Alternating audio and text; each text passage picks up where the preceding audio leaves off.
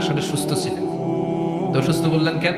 কারণ অসুস্থতা দুই ধরনের, চিল্লায় বলেন। একটা শারীরিক, আর একটা সাইয়েদনা ইব্রাহিম মানসিকভাবে প্রচন্ড বিপর্যস্ত ছিলেন, অসুস্থ ছিলেন। এর কারণ গোটা উম্মাত মূর্তির পূজা করে, এই দৃশ্য দেখে কোন নবী মানসিকভাবে সুস্থ থাকতে পারে? উনি বললেন আমি অসুস্থ, তোমরা যাও। সবাই বলল ঠিক আছে আমরা যাই। ইব্রাহিম তুই আমাদের ঘরের মূর্তিগুলারে পাহারা দে।